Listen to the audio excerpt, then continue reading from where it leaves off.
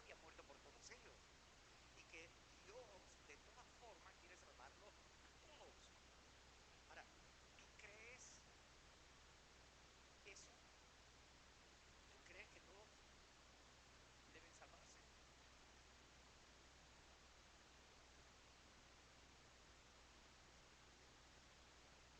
Ese es el propósito de Dios.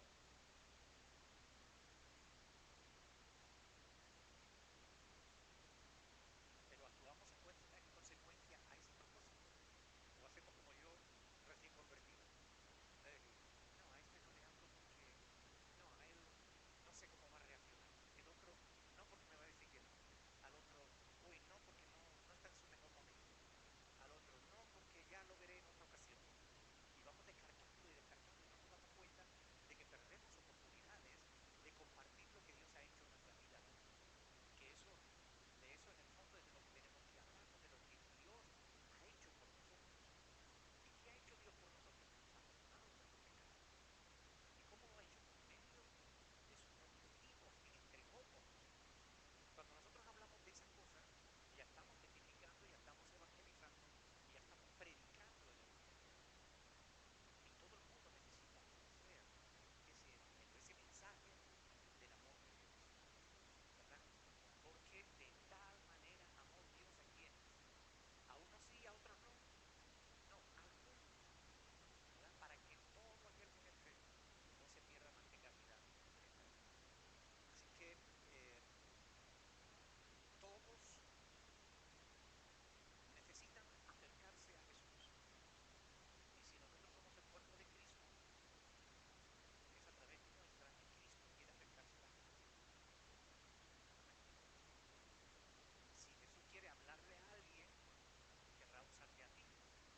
Porque si tú eres el cuerpo de Cristo, tú puedes ser la boca de Cristo para hablarle a esa persona. Si Cristo quiere bendecir a alguien, quiere usarte a ti. Entonces las manos de Cristo pueden llegar a esa persona. Amén. Y esto es importante que lo entendamos. Dios quiere que todas las personas sean salvos y vengan al conocimiento de la verdad.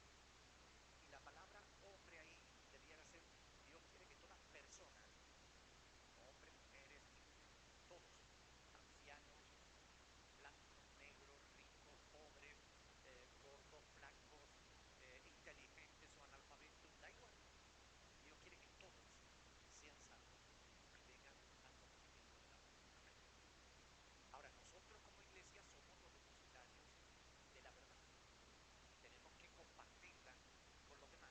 Pablo lo hacía y además hacía un ejercicio de humildad, porque cuando él veía a un gentil como judío, él había sido enseñado a odiar a los gentiles.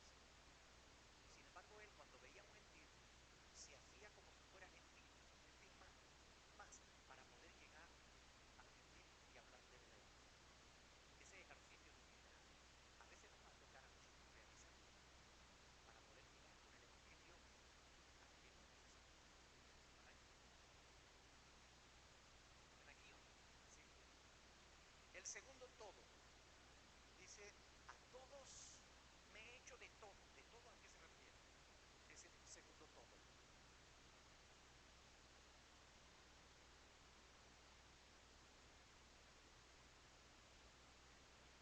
Es decir, al cómo, ¿verdad? O sea, él, si estaba con un judío, se hacía judío, si estaba con un gentil, se hacía gentil.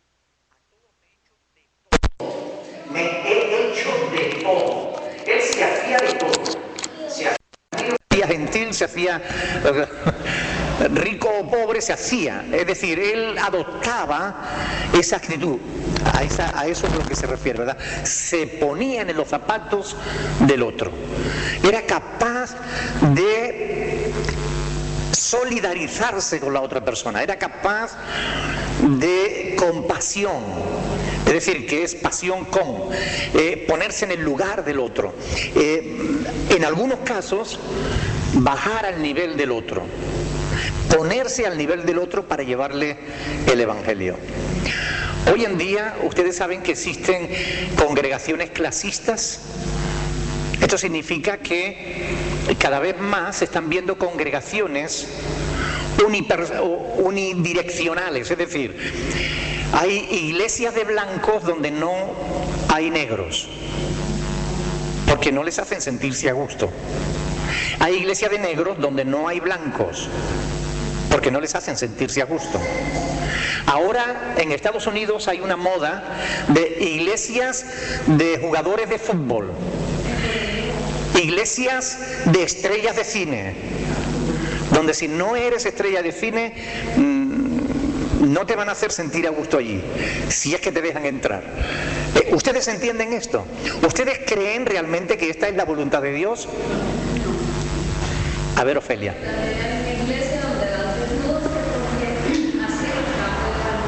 No entendí bien. Porque hay una iglesia también donde van desnudos, porque así los campos.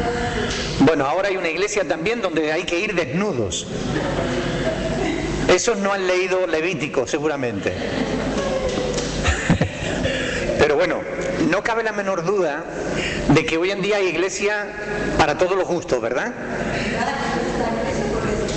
A ver, perdón, hablemos de uno en uno porque si no, no nos entendemos. Que digo yo que cuando está la Castellana de acuerdo ahí está Jesús porque no dice que Jesús fue estrella de fútbol. Claro, Jesús no fue estrella de fútbol, ¿verdad?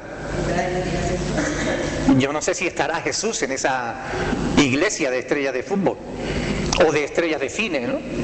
No sé, o no sé si estará en aquellas iglesias de negros porque no admiten a blancos, ¿no? Pues Jesús no era negro. O no sé si estará en una iglesia de blancos, porque Jesús tampoco era blanco. Jesús era árabe, o sea, era israelí y por consiguiente del Medio Oriente era un poco morenito, ¿no? Casi, pero no tanto, o sea, más o menos de mi color, un poquito más oscuro, ¿no? Pero lo cierto y verdad es que el apóstol Pablo se hacía a todos de todo. Es decir, él se ponía al nivel de la persona, de su interlocutor, al nivel de la persona que tenía delante. Se ponía a su nivel para poder llevarle el mensaje del Evangelio del amor de Dios. Yo creo que ese es un ejercicio de humildad que debemos imitar. Desde luego hoy en día hay congregaciones que ya no se quieren identificar con el pecador, a pesar de que todos hemos sido pecadores, ¿verdad? Pero hay quien no se quiere identificar con el pecador que está necesitado de Jesús. Más bien hay congregaciones que le exigen a los pecadores convertirse para luego poder entrar en su iglesia. Y si ya estuvieran convertidos, no necesitarían ya entrar en esa iglesia, deberían ir a otra donde entre todo el mundo, ¿verdad? Pero estas cosas ocurren y la verdad es que el apóstol Pablo nos da un testimonio totalmente diferente. Este es el ejemplo que tenemos de un siervo de Dios en las Sagradas Escrituras. Vamos al tercer todos. Para que de todos modos, ¿a qué se refiere aquí Pablo? Con ese todo, ese tercer todos, de todos modos. ¿Con qué tiene que ver ese todo? A ver. Sí, pero cuando él dice para que de todos modos,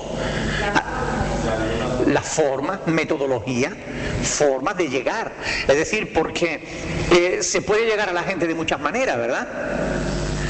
Para llevarles el Evangelio podemos ir casa por casa llamando a la puerta y diciéndole, oiga, ¿necesita usted al Señor Jesús? Oiga, vengo porque usted necesita al Señor Jesús y vengo a presentárselo. Eso sería una forma, ¿no? Otra sería parando a la gente en la calle y diciéndole, oiga, usted si muriera ahora, ¿dónde iría? Y entablamos una conversación, ¿no? Hay muchas formas. Pablo lo hacía a su manera, pero él ¿qué solía hacer? Primero, cuando llegaba a una ciudad, ¿qué solía hacer? Buscaba la sinagoga, entraba allí y allí predicaba del Evangelio. Y cuando le echaban de la sinagoga, ¿qué hacía? Se iba a cualquier sitio a predicar, aunque fuera por las calles. En cierta ocasión fue a un río donde habían allí unas mujeres orando y les predicó el Evangelio. el apóstol Pablo predicó de 1000 formas diferentes. Un día estaba paseando por una plaza y vio un montón de altares paganos, y había un altar con una placa que ponía al Dios no conocido, y no había nada, no había ninguna imagen en ese altar. Y Pablo llamó la atención de los transeúntes y les dijo: oiga, a ese Dios que ustedes no conocen es al que yo les voy a predicar. Y empezó a predicarles allí en medio de la calle. A eso es a lo que se refiere, para que de todos modos, de una forma o de otra, lo importante es que Cristo sea predicado. Amén. Y esto es lo que Pablo hacía, porque cada persona es un mundo, cada persona es diferente. Cada persona tiene su cultura, cada persona tiene su experiencia, su conocimiento o su desconocimiento. Cada persona es distinta y no podemos ser cuadriculados y aprender un método y decir: no, es que a mí me enseñaron ese método y ese es el único que yo uso. Bueno, ese método a lo mejor va bien para algunas personas, pero no para otras personas. Hay que estar dispuestos a variar la metodología para poder llegar con el Evangelio a las almas, porque lo importante es que la gente se acerque a Dios y le conozca. Amén. El método no es lo importante. Es que esto se ha hecho así durante muchos años y siempre ha funcionado. Bueno. O nosotros en mi país lo hacemos de esta manera. Bueno. Pero hay formas y formas, y hay que contextualizar. No podemos coger y decir: bueno, pues porque yo me convertí en una iglesia bautista y los bautistas salían a la calle con la guitarra, pues hay que salir a la calle con la guitarra, y el que no sale a la calle con la guitarra no lo está haciendo bien. Hombre, no. Se puede salir a la calle con una guitarra, o se puede salir a la calle con un folleto, o sin nada, con la Biblia o sin Biblia, da igual, se puede hacer de muchas formas. No, es que sin Biblia no se puede testificar. ¿Quién ha dicho que no? Yo he testificado muchísimas veces sin Biblia, porque yo llevo la Biblia dentro. Y yo puedo hablar de la Biblia sin necesidad de tener la Biblia en las manos. Yo puedo hablar de la Biblia y citar cientos de pasajes sin necesidad de tener la Biblia en la mano. ¿O no? Claro que se puede. Lo importante no es el método, sino que Cristo sea predicado. Amén. Las actitudes cerradas, las actitudes intransigentes suelen acarrear problemas, porque solemos pensar, por lo orgulloso que somos, que mi método es el mejor. El método del otro no sirve. Bueno, no, oiga, hay métodos y métodos, ¿vale? Siempre que los métodos sean conforme a la voluntad de Dios.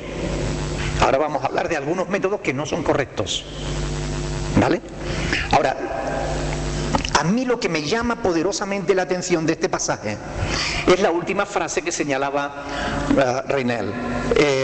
Dice: para que de todos modos salve a alguno. ¿Es fácil salvar un alma? No, no es fácil, ¿verdad? Cristo tuvo que renunciar a su propia gloria, tuvo que renunciar a su propia vida, tuvo que ofrendarla para salvarme a mí. Así que no es fácil. Por eso Pablo dice: me he hecho a todos de todo, para que de todos modos salve a algunos. Ahora bien, algunos sacan estas palabras de su contexto y la usan como pretexto para enseñar a la iglesia que debe amoldarse al mundo. ¿Es esto lo que nos enseña la palabra? ¿Es esto lo que está haciendo Pablo? ¿Amoldarse al mundo? Algunos dicen, usan este pasaje. Algunos usan este pasaje para decir: ve, Pablo se hace a los demás, se hace a la gente del mundo para llevarle el Evangelio. ¿Ustedes qué piensan? ¿Es correcta esa postura, sí o no? ¿Por qué? Si decimos sí, tenemos que explicar por qué. Si decimos no, tenemos que explicar por qué. No, porque no vamos a caer en digamos, en lo que ellos hacen, por decir, fornicación, borrachera, idolatría y todo lo demás. Claro. Es decir, ¿es necesario que yo me emborrache para predicarle a un borracho? ¿Es necesario que me acueste con un hombre para testificarle a un homosexual? Hombre, no. ¿La iglesia tiene que corromperse para alcanzar a los corrompidos? No. La iglesia lo que tiene es que adaptar el mundo a la iglesia, no la iglesia al mundo. ¿Están de acuerdo o no? Claro, evidentemente. La palabra de Dios nos enseña claramente que sin santidad nadie verá al Señor, ¿verdad? Por tanto, quienes enseñan esa postura están olvidando eso. No, hay que adaptarse a los nuevos tiempos. Hay que modernizarse. Ahora, yo no me tengo que hacer drogadicto para predicarle a los drogadictos. Sería una locura, ¿verdad? Estaría loco. Pero eso es lo que parece que algunos defienden, que la iglesia debe amoldarse al mundo para predicar el evangelio. Ahí sí es cierto que ninguno se salva. Ahí es cierto que ninguno se salva. Y muchas veces la respuesta a estas preguntas determinan el estilo de vida de los creyentes y los estilos de vida de las congregaciones. Si yo creo que me tengo que amoldar a las gentes, ¿qué es lo que Pablo decía? Vamos a repetir un poco, o vamos a leer otra vez de nuevo el pasaje. Dice, versículo 20, me he hecho a los judíos como judío para ganar a los judíos, a los que están sujetos a la ley. Y ahora lean lo que dice entre paréntesis, aunque yo no esté sujeto a la ley, ¿verdad? Él hace la salvedad, él hace la aclaración, me hago a los judíos, a los que están bajo la ley, como si yo estuviera bajo la ley, aunque yo no estoy bajo la ley. Es decir, él no se hace legalista para alcanzar a los legalistas. Él se acerca a los legalistas y en su propio lenguaje les habla, utiliza la ley para predicarles el evangelio. Pero usar la ley para predicarles el evangelio no es que él se someta a la ley, porque él es libre de la ley. ¿Lo entienden? Cuando él dice a los que están sin ley, como si yo estuviera sin ley, pero aclara, no estando yo sin ley, sino bajo la ley de Cristo. Es decir, una cosa es adaptarse a la gente, pero sin ser como la gente. No se trata de que imitemos al mundo, porque si acabamos imitando al mundo, ¿qué le vamos a ofrecer al mundo? ¿Más mundo?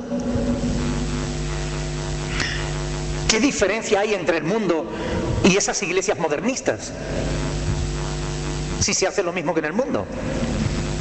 No hay diferencia alguna. ¿En qué consiste entonces la predicación del evangelio? ¿En qué consiste ese convertirse? ¿De qué se van a convertir si hacen en la iglesia lo mismo que hacían antes en el mundo? ¿Ustedes entienden? Hay iglesias que ya tienen hasta club, pub. ¿Saben lo que es un pub? Un lugar donde se va a tomar música, a escuchar música con poca luz y a tomar unas copitas dentro de la iglesia. Un pub. Sí, porque es una manera de atraer a la gente. Pero oiga, estamos entendiendo que a donde tenemos que atraer a la gente no es a la iglesia, sino llevar a la gente a los pies de la cruz. Es decir, llevar a la gente a Dios, que reconozcan sus pecados, que se arrepientan de sus pecados y quieran vivir una vida nueva. ¿Lo estamos entendiendo o no? ¿Verdad? Vamos a leer Romanos capítulo 12 y quiero recordarles que este pasaje de Romanos capítulo 12, versos 1 y 2, está escrito ¿por quién? Por Pablo, el mismo que ha escrito 1 de Corintios 9, del 20 al 22, ha escrito este pasaje. Y aquí en este pasaje el apóstol Pablo, en Romanos 12, del 1 al 2, dice: así que, hermanos, os ruego por las misericordias de Dios que presentéis vuestros cuerpos en sacrificio vivo. Dios no quiere sacrificios muertos, ¿verdad? Sacrificio vivo, santo. ¿Cómo tenemos que presentar nuestros cuerpos? Santos en santidad, agradable a Dios, que es vuestro culto inteligente, racional. No os conforméis a este siglo, no os adaptéis a este siglo, sino transformaos por medio de la renovación de vuestro entendimiento, para que comprobéis cuál sea la buena voluntad de Dios, agradable y perfecta. Amén. ¿Ustedes creen que el que ha escrito esto está diciendo en 1 de Corintios que hay que hacerse como el mundo para predicar el Evangelio? No. El contexto de esos textos nos hace ver de que lo que Pablo está diciendo es que si yo estoy hablando con alguien que está bajo la ley, que conoce la ley de Moisés, voy a usar la ley de Moisés para hablarle. Me voy a hacer como si yo fuera un judío, un conocedor de la ley. Cuando yo hablo con un testigo de Jehová, yo le hablo en el lenguaje que usan los testigos de Jehová y utilizo la propia Biblia de los testigos de Jehová, a pesar de que ellos la han modificado, pero la uso, y desde su Biblia y con su lenguaje los llevo a pasajes donde ellos no tienen más remedio que reconocer que Cristo es Dios y que Dios le amó de tal manera que entregó a Cristo para que ellos cambiaran su vida, no para que vendieran revistas, para que ellos tuvieran una relación personal con Dios, no religiosa. Hay que hacerse a los demás, pero sin ser como ellos. Pues entonces, ¿qué diferencia hay? ¿Para qué le vamos a sacar si somos igual que ellos? ¿Están de acuerdo o no? Y hay que entenderlo bien, porque si no cometemos errores. Por entender mal las escrituras, es que hay hoy iglesias que parecen discotecas. Oscuridad, luces, humo, la plataforma, cañones de luz. ¿De qué estamos hablando? Oiga, ¿qué estamos haciendo? ¿Estamos trayendo el mundo a la iglesia? ¿O es la iglesia la que tiene que ir al mundo a predicar el Evangelio, pero sin ser como el mundo? Amén. Pienso de todo corazón que quienes actúan de esa manera es porque en el fondo siguen amando las cosas del mundo. Y la verdad no está en ellos. Pero el apóstol Juan lo escribió, ¿verdad? No améis el mundo ni las cosas que están en el mundo, porque pasa. Porque los deseos del mundo y la vanagloria de esta vida es efímera, pasa. Pero el que hace la voluntad del Señor, este permanece para siempre. Amén. Quienes congenian con el mundo se olvidan intencionadamente del contexto que tiene este versículo 22. Si Pablo está hablando de algo, y ahora vamos a leer los versículos siguientes, vamos a leer del 23 hasta el 27.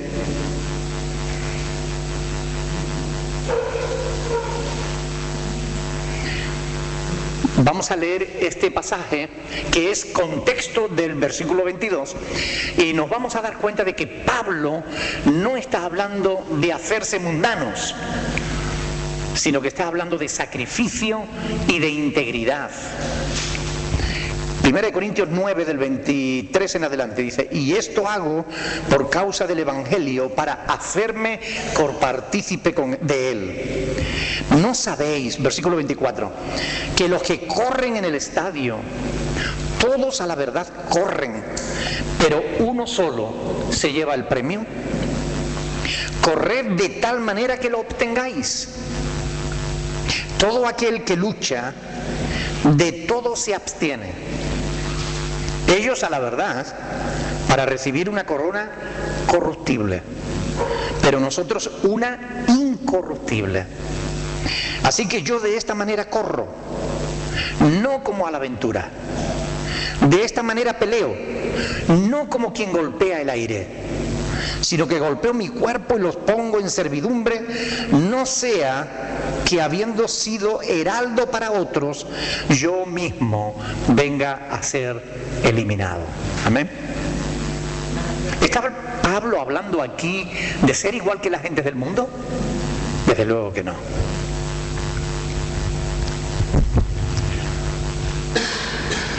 Cuando nosotros lo que pretendemos simplemente es llenar la iglesia, caemos en ciertas actitudes erróneas, interpretaciones erróneas, y acabamos convirtiendo la iglesia al mundo en vez del mundo a la iglesia. El que de verdad convierte los corazones es Cristo, no es la iglesia. Nosotros como iglesia, como pueblo de Dios, lo que podemos hacer es atraer a las gentes a Cristo, para que Cristo los cambie, porque no es la iglesia la que cambia a la gente, es Cristo trabajando en el corazón, el Espíritu Santo ministrando a cada uno en particular como Él sabe hacer, porque el Espíritu Santo nos conoce. Él escudriña aún lo profundo de Dios, por tanto conoce todo lo que hay en nuestra vida, ¿verdad? Así, de esa forma, el Señor, cuando traemos a la gente al Señor, el Señor los cambia, el Señor los convierte, el Señor los salva, el Señor los justifica, el Señor les da la vida eterna. El Señor es el que hace la obra. Nosotros tenemos que ser solo instrumentos en las manos del Señor. Pero no creernos que nosotros vamos a cambiar a la gente. Porque si tú piensas que tú puedes cambiar a alguien, es que no conoces al ser humano.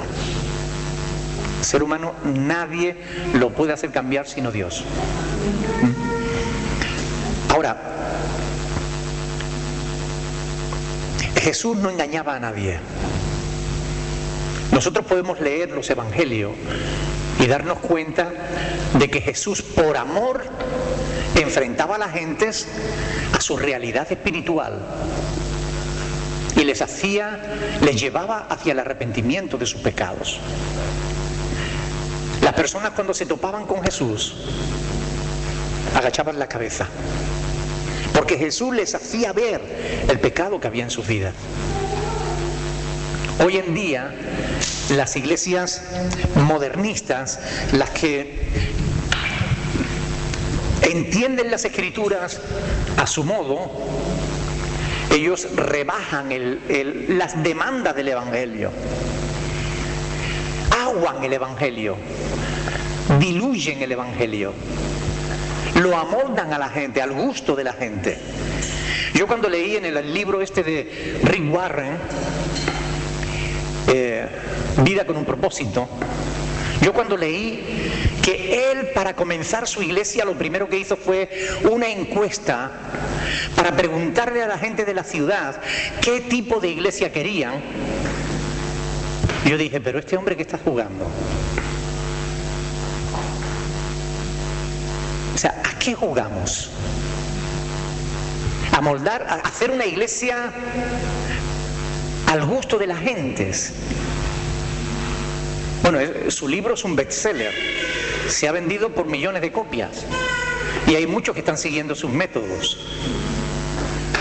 Yo considero que son métodos errados, métodos que equivocan el objetivo y el modo de conseguirlo. Creo que no es la iglesia la que se tiene que amoldar al gusto de los pecadores, sino los pecadores al gusto de Dios, a la voluntad de Dios. Al menos yo así lo creo.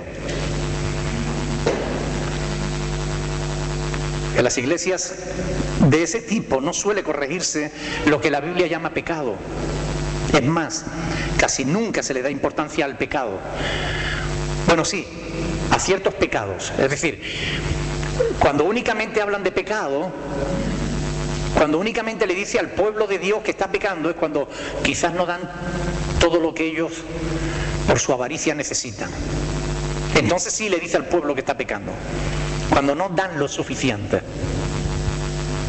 para mantener su estilo de vida. Ahí sí le dicen a la gente que están pecando.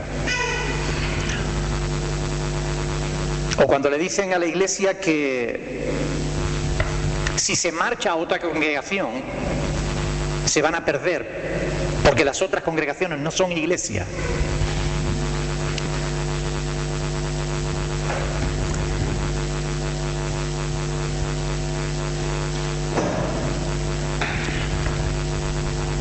¿Ustedes creen que esas cosas pasan o no? Desgraciadamente pasan, ¿verdad? A tu mujer le dijeron hace poco. Entraron con una de otra iglesia, Ajá. con un conocido de tu mujer mía. Y dijeron, ¿qué tal tu primo? Y le dice, bien, bien. Pero está metida en una secta, ¿no?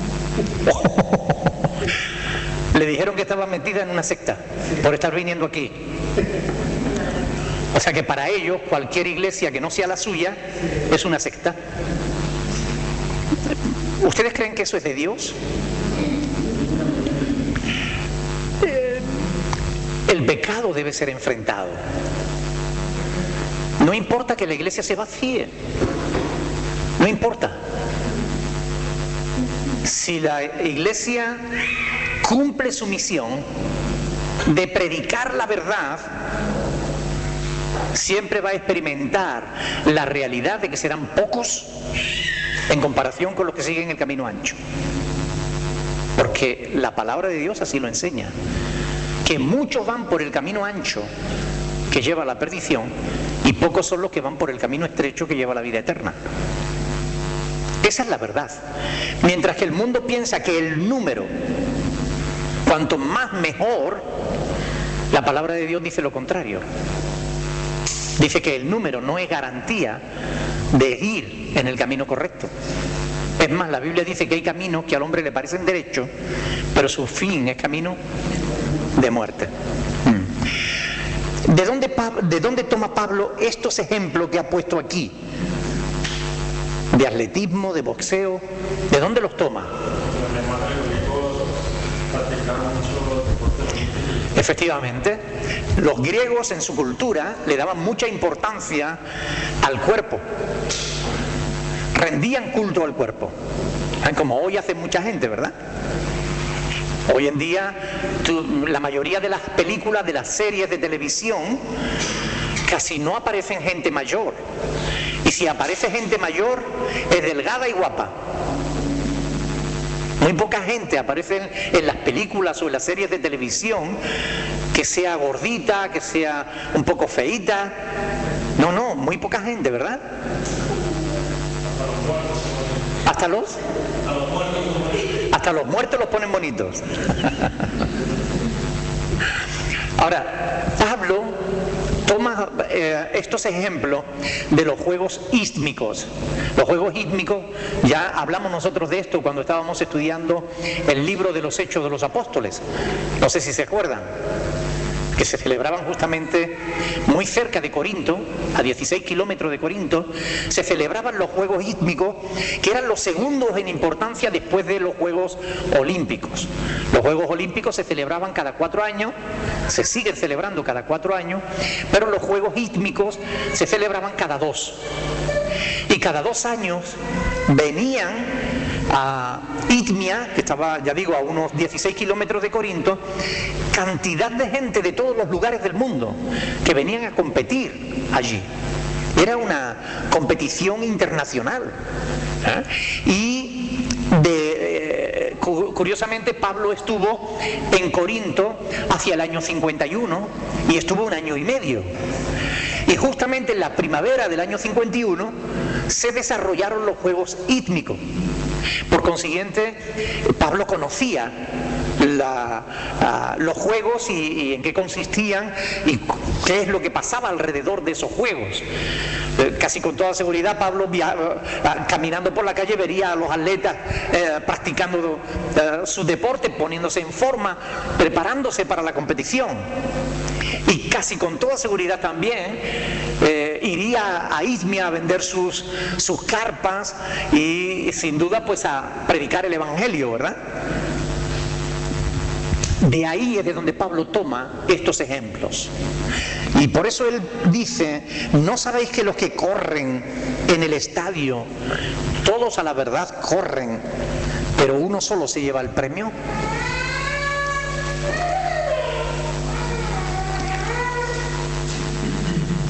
En estas ilustraciones de Pablo, que eran de la época y eran adecuadas para dar a entender el mensaje del Evangelio, Pablo les estaba diciendo, corred de tal manera que lo obtengáis.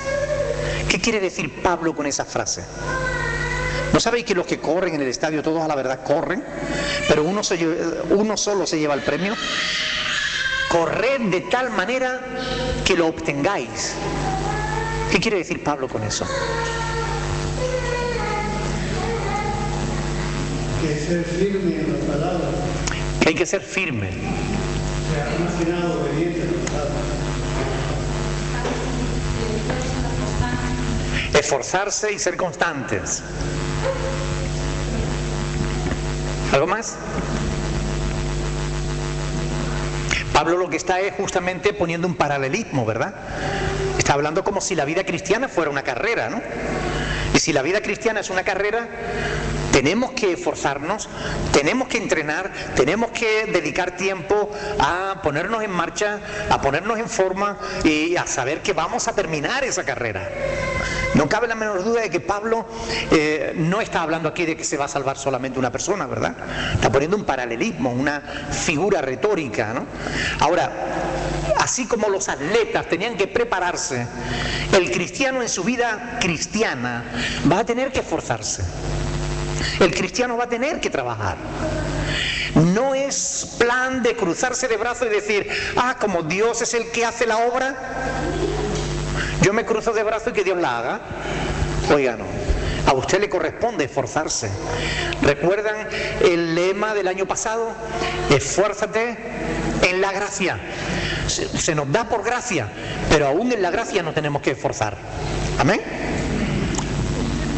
Nosotros sabemos que los atletas le dan una gran importancia a la preparación, tanto física como mental.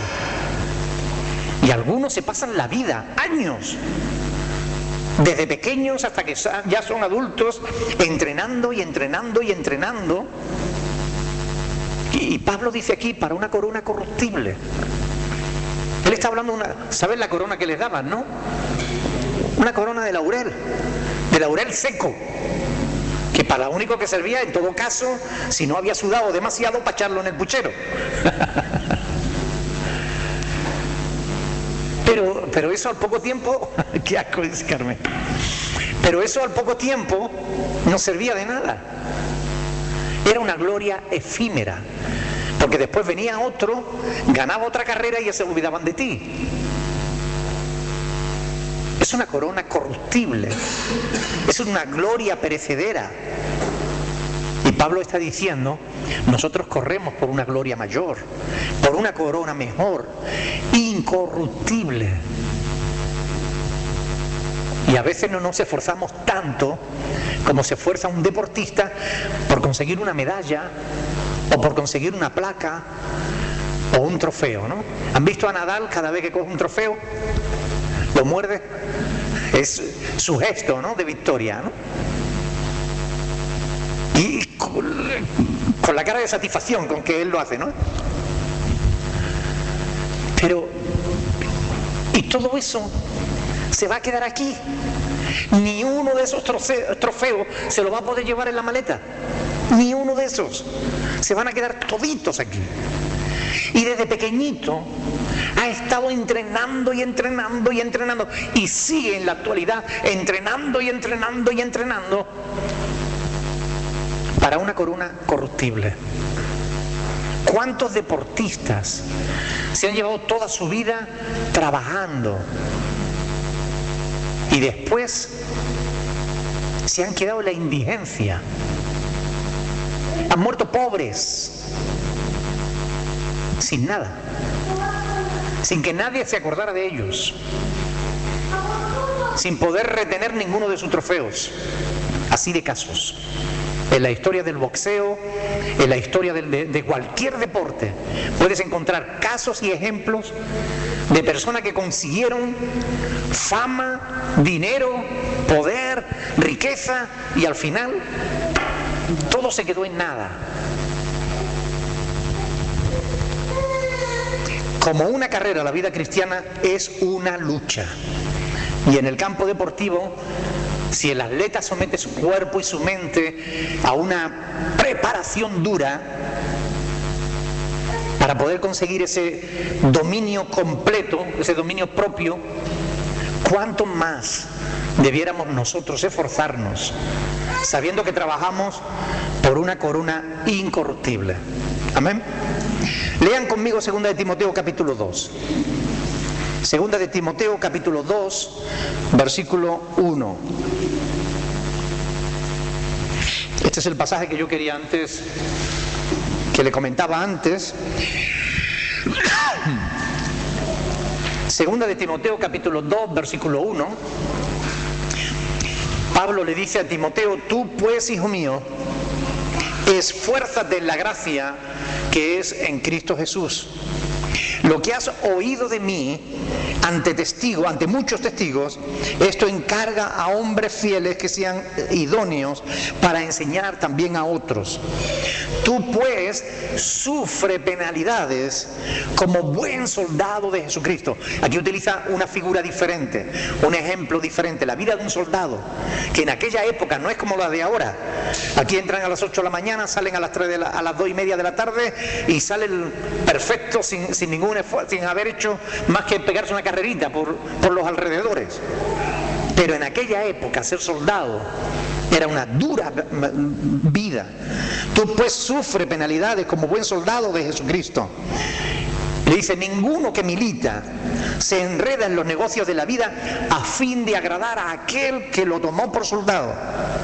Y también el que lucha como atleta, vuelvo otra vez a retomar el atletismo, no es coronado, sino lucha legítimamente, si no lo hace conforme a las normas. ¿Cuál es la norma de la vida cristiana? ¿Cuáles son las normas de la vida cristiana? La palabra de Dios. Aquí están las normas de la vida cristiana. Si nosotros queremos ser coronados, tenemos que correr legítimamente, portarnos legítimamente. El labrador dice: para participar de los frutos, ¿qué debe hacer? Trabajar primero. ¿Tú quieres tener frutos en la vida cristiana? ¿Tú quieres dar frutos que glorifiquen a Dios? Trabaja, esfuérzate. Esfuérzate en la gracia. Sufre penalidades como buen soldado de Jesucristo. La vida cristiana no es fácil, la vida cristiana es dura. La vida cristiana requiere esfuerzo. Dios le dijo a Josué: esfuérzate y sé valiente. Amén. Esfuérzate. Y Dios nos dice aquí: esfuérzate en la gracia que es en Cristo Jesús. Ahí se requiere esfuerzo. El atleta mantiene mente y cuerpo centrado en una sola meta: ganar el premio. Versículo 25, 1 Corintios 9, 25. Los atletas de aquel tiempo, del tiempo de Pablo, se esforzaban por la corona de laurel. Versículo 25. Todo aquel que lucha, de todo se abstiene. Ellos, a la verdad, para recibir una corona corruptible, pero nosotros una incorruptible. ¿No es mucho trabajo para recibir una corona de laurel? ¿Verdad? Recibir tantos golpes en un ring, para que al final te den una corona de laurel? Pegarse esas panzadas de correr para prepararse, para llegar el primero, para ser el mejor y al final para que te den una corona de laurel. ¿No era demasiado esfuerzo para eso? Aparte de la victoria del momento, de la guirnalda que le daban, que no tenía ningún valor porque al final se marchitaba, los espectadores también le olvidaban pronto, como decía, ¿verdad? Y aunque actualmente te dan una medallita de oro que te dura más que el laurel, pero igualmente es algo perecedero. A poco tiempo, aunque ganes 7 medallas, al poco tiempo la gente ya no te recuerda, porque hay otro que viene detrás. Sin embargo, los cristianos luchamos por una corona incorruptible. ¿Cuál es esa corona que no se corrompe? La vida eterna. La justificación delante de Dios, ¿verdad? La salvación. La corona que los creyentes recibirán es una corona de gloria. Primera de Pedro 5:4, vamos a verlo. Primera de Pedro capítulo 5, versículo 4. Aunque aquí está hablando de los pastores, dice: cuando aparezca el príncipe de los pastores, vosotros recibiréis la corona incorruptible de gloria. Amén. Hay una corona incorruptible. Y aunque se nos da gratis, porque es Cristo quien dio su vida para poder conseguirla, lo único que debemos hacer es conservarla. Pero nos tenemos que esforzar para conservarla.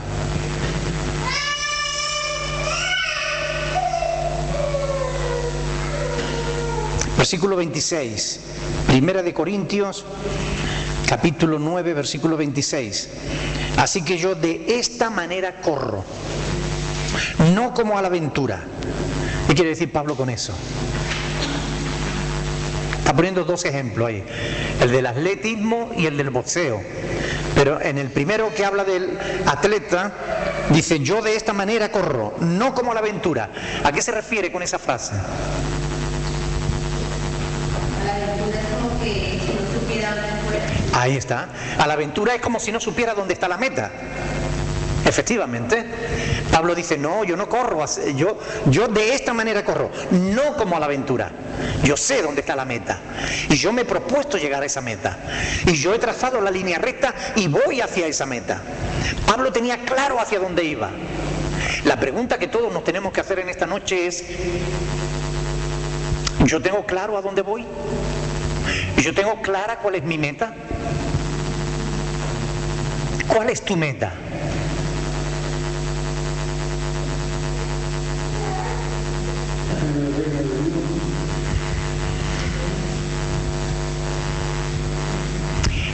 ¿Pero vamos en dirección a la meta? ¿O a veces nos distraemos y damos más que rizamos el rizo y después volvemos otra vez al camino? ¿Cuántas veces nos desviamos del camino a la meta? ¿Verdad? ¿Verdad que a veces no vamos hacia la meta? A veces hay incluso quien coge el camino contrario a la meta. Hay algunos que en vez de correr hacia adelante, como los cangrejos, van corriendo hacia detrás. Otros van corriendo de lado. Y otros brincan. Y otros gatean. Pero si tenemos clara dónde está la meta, si tenemos claro dónde está la meta, debemos tener claro hacia dónde debemos dirigir todos nuestros esfuerzos. Sí o sí, ¿verdad? Debiéramos al menos, ¿no? Porque si yo quiero, primero, si yo no sé dónde voy, es posible que acabe donde no quiero ir. ¿Escucharon? Si yo no sé dónde voy, es posible que acabe donde no quiero ir. Ahora, si yo sé dónde tengo que ir, dónde debo ir, cuál es mi meta, si yo sé cuál es mi meta, debo trazar una línea recta y no desviarme ni a izquierda ni a derecha. Debo encaminarme hacia esa línea recta. Yo esto lo he usado muchas veces en la consejería, porque hay personas que para conseguir algo, yo les digo, si tú quieres, ¿qué clase de familia quieres? ¿Qué clase de hogar quieres? Y me dice así, así, así, así, y lo anoto. Y le digo, bien, esta es tu meta. Ahora, si la meta está aquí, ¿por qué tú vas para allá? ¿O por qué vas para allá? ¿Por qué no te encaminas hacia esa meta y empiezas a caminar hacia allá? Cuanto antes te dirijas hacia la meta, antes llegarás. ¿No es cierto? ¿Cuál es el camino más corto? ¿La distancia más corta entre dos puntos? La línea recta. Esa es la distancia más corta entre dos puntos. Así que la cuestión es tener clara cuál es nuestra meta, trazar la línea recta y dirigirnos hacia ella sin que nada y sin que nadie nos aparte de la meta. ¿Amén? Así debiéramos. Y así debiera ser. Fíjese lo que dice Pablo en Filipenses 3, del 13 al 14. Dice, olvidando ciertamente lo que queda atrás y extendiéndome hacia lo que está delante, prosigo a la meta, al premio del supremo llamamiento de Dios en Cristo Jesús. Amén. Olvidando ciertamente lo que queda atrás, porque mire, el pasado está. Y algunos, por causa del pasado, no viven el presente. Algunos están tan aferrados al pasado que se pierden el futuro, el presente y el futuro. Por tanto, olvidando ciertamente lo que queda atrás, extiéndete hacia adelante, hacia la meta. Y cuanto antes lo haga, antes alcanzará esa meta. Ningún atleta que corra, verás tú que se desvía de su camino. Normalmente el atleta va hacia la meta. Va hacia la meta y se dirige hacia allá haciendo todo el esfuerzo del que es capaz. Y no permite que nada ni nadie le desvíe de su objetivo, hacia la meta. ¿Hacia dónde va? Hacia la meta. Pero mira lo que hay allí entre el público, hacia la meta. Mirada fija en la meta. Y van y se esfuerzan para conseguir esa meta. Como los corintios estaban relajándose en sus esfuerzos en la vida cristiana, Pablo les dice que lo que deben hacer es centrarse en la meta. Por eso dice ahí, así que yo de esta manera corro, no como a la aventura. De esta manera peleo, no como quien golpea el aire, sino que golpeo mi cuerpo y lo pongo en servidumbre, no sea que habiendo sido heraldo para otros, yo mismo venga a ser eliminado. Pero esto lo veremos la próxima semana porque ya no nos da tiempo. Sí, porque es interesante y no quiero pasarlo por encima por la falta de tiempo. ¿Alguna pregunta antes de que lo dejemos aquí?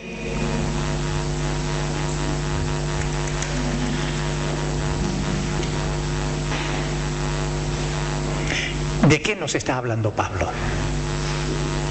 ¿Qué es lo que nos está diciendo con esta carta, con estas palabras? Hermanos, la vida cristiana es una lucha. La vida cristiana es como una carrera. Tenemos que prepararnos, tenemos que esforzarnos y tenemos que dirigirnos hacia la meta. No podemos pretender que sin ningún tipo de esfuerzo nosotros vamos a llegar a la meta. No podemos pretender que sin ningún tipo de preparación nosotros vamos a alcanzar la meta. Necesitamos prepararnos psicológica, física y mentalmente y espiritualmente. Necesitamos prepararnos y necesitamos esforzarnos día a día. Los atletas, como los músicos o como cualquier persona que quiere conseguir algo en la vida, en el momento en el que está un día desviándose de su objetivo, pierden habilidad. Yo recuerdo una entrevista que le hicieron a Paco de Lucía.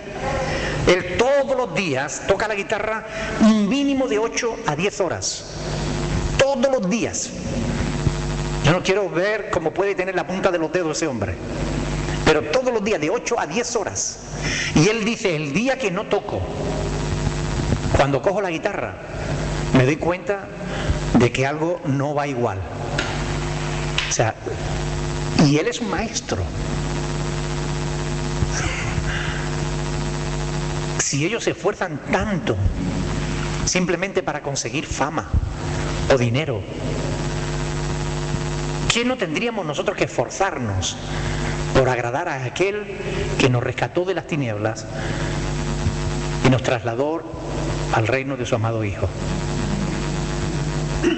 ¿Qué no deberíamos hacer nosotros por el Señor que tanto nos ama, que tanta paciencia tiene con nuestras vidas, que tanto haces por cada uno de nosotros?